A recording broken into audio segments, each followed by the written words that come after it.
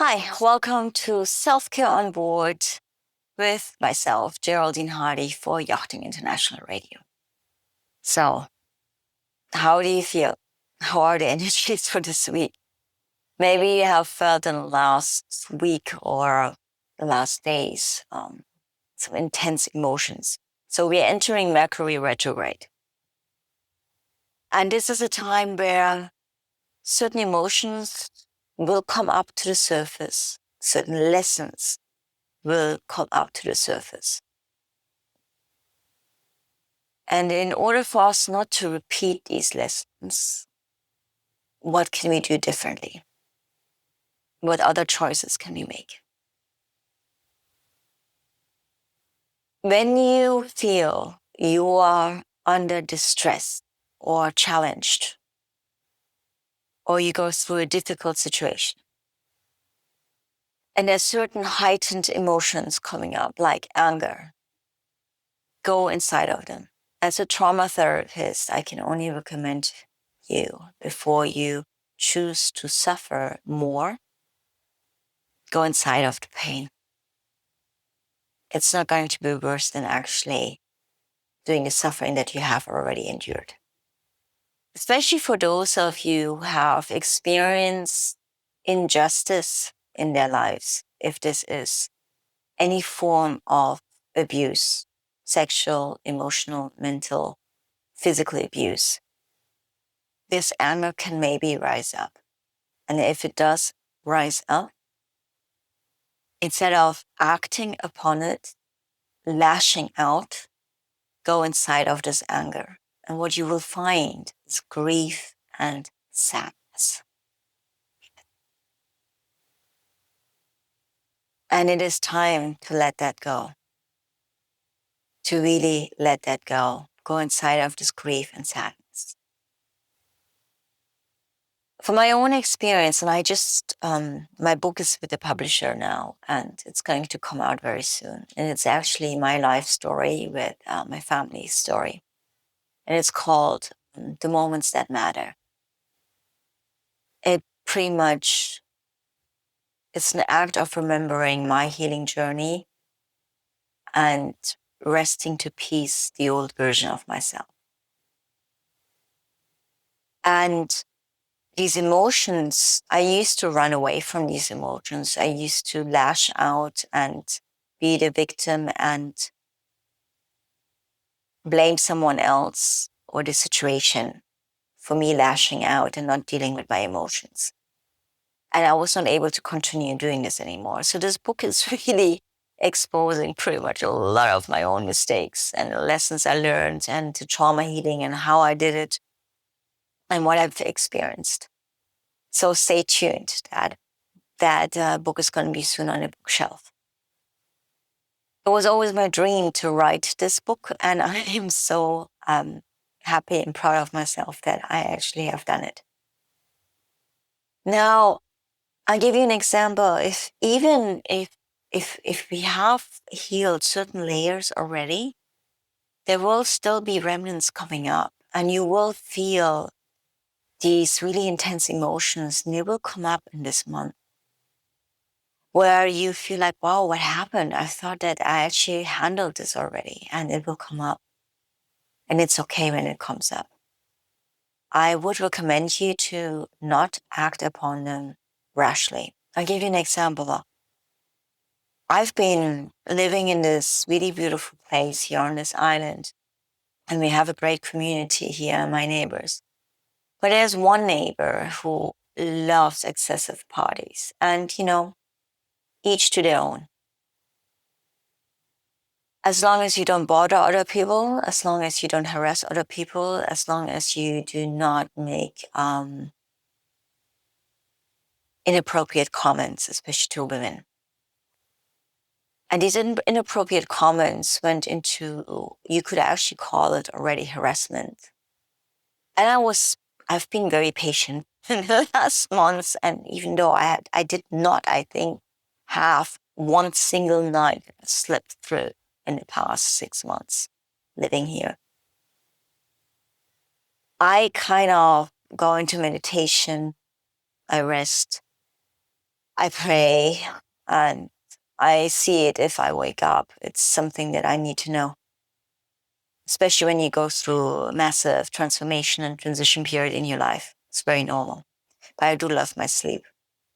So today I was really on this verge, on this edge, where he really tried to provoke me. And as a woman, we need to know when to set our boundaries, and it's very important. Geraldine version 2.0, how I always call it, like maybe even last year or the years before, would have stayed quiet and tried to appease this person, please this person, to just reason and be, quiet and allow us to sleep. But this version, if someone says inappropriate comments that have any sexual connotation or any suggestions that are absolutely inappropriate and go towards violence in sexual abuse, then I speak up. And that's what I'm doing now. Then I speak. Then I say, that's inappropriate. I don't allow you to speak to me this way. And I also don't allow people to approach me when they want to give me a hug. I'm like, no, just, hey, that's my private space. You're not going to get my energy. You're not going to get close to my body. And he's playing loud music at the moment again. And he's been pissing off the landlord quite a lot. Now, he just approached me there and I tried to not get triggered. He approached me and he said to me, from a man to a woman, I tell you, I said, listen, you're not a man. Go away. Leave me. I think the old version would have never dared to do this. And maybe it's also because I started Muay Thai and Kung Fu that I'm not scared. But it is definitely not always healthy you need to always be aware of what your surroundings are. What I'm trying to tell you is that you will get triggered. There will be obstacles on the way. Before a breakthrough, there will be a breakdown. Before something shifts in your life, you will lose money. Before something is going to succeed, you will lose friends. Before you will be able to change your life entirely, you will feel alone and you will feel these intense emotions. But know that you're not alone. No. And that when people fall away, when you have to learn lessons, these are tests. Let them. Let it go. Do not react. Choose to respond. Set your boundaries. Be wise about it. Now, we all know theoretically how to do these things, but what is the difference between knowledge and wisdom? Wisdom is applied knowledge. Exactly. And you will feel out of your comfort zone. And you will feel very wobbly. I love this word, wobbly. You will feel like, I don't feel like saying that. And it will make you feel like, oh, what do other people think? Let them. It doesn't matter. We need to educate people how they speak to us, how they will treat us, and not the other way around. You're not a doormat. And these are the tests. It's like, have you learned? Have you learned of that lesson? Or do you need to do another cycle? So you will feel these heavy emotions. Like I felt like yesterday, I've been actually literally sitting on the beach for a couple of hours, releasing this anger, this grief, and this sadness. And I knew I was mourning the old version of me. And being in uncertainty, do not know whether I will succeed with what I do, but I have faith and trust and certainty that I will be taken care of. And that faith, which we call Ishvara Pranidhana. Yes, as a yoga teacher, know your scriptures, very important. Yoga Sutras by Patanjali. Yoga is not just asana, fancy headstands, handstands. No, it's actually walking the talk, doing the yoga off the mat. Sorry, little intermezzo.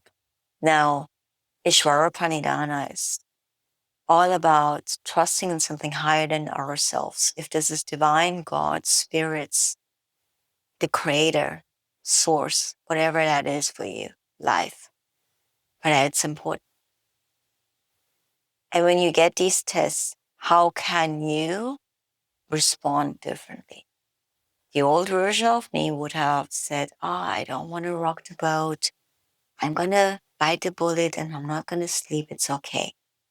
Now I'm like, not going to do it. But you also need to know what battles are worth fighting or not. And you know what? You will come across these moments that this person or that challenge will look like that you would be maybe the one who's exaggerating and overreacting. And that's the beauty. That's the typical part. For instance, my neighbor is apparently a social worker and he takes care of handicapped people. So he's like an angel. But behind closed doors, and this is what I'm saying about integrity and alignment. Who are you? Who are we behind closed doors? That is actually important when no one is watching. And I have experienced how that goes when no one is watching.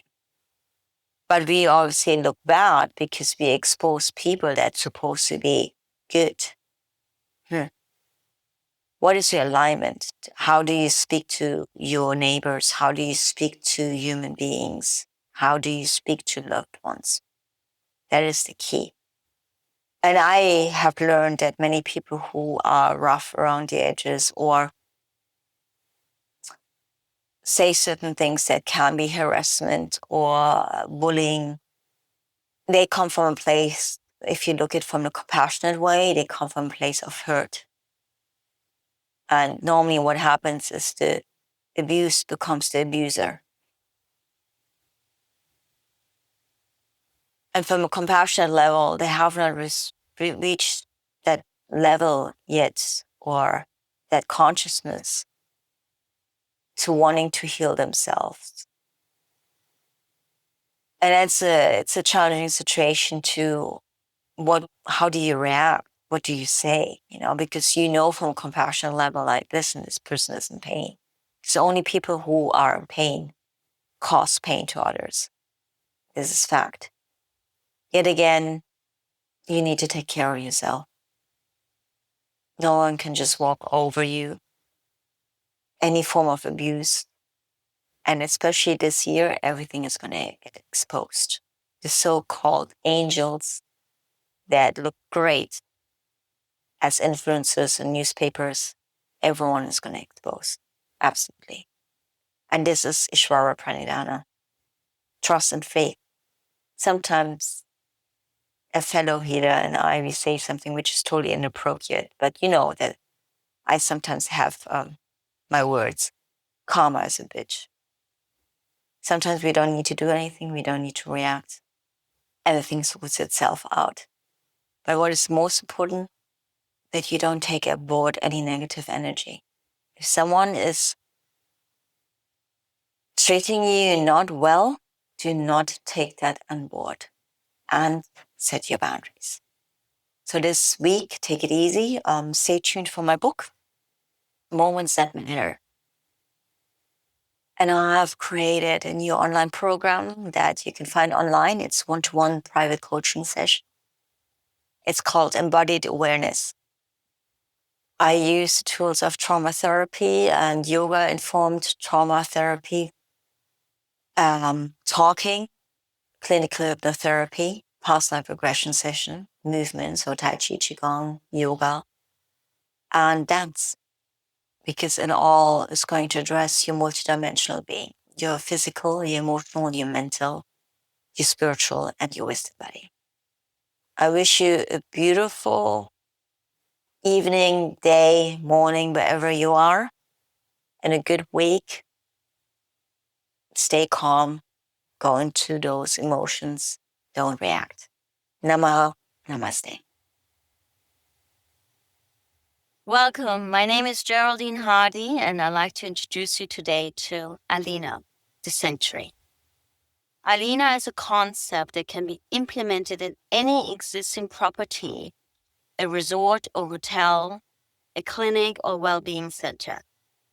We're going to combine longevity technology that you can find in stem cell therapy, infusions, peptides, and longevity technology machines with the ancient practices, including traditional Chinese medicine, yoga, Ayurveda, energy and frequency medicine, naturopathy, and homeopathy.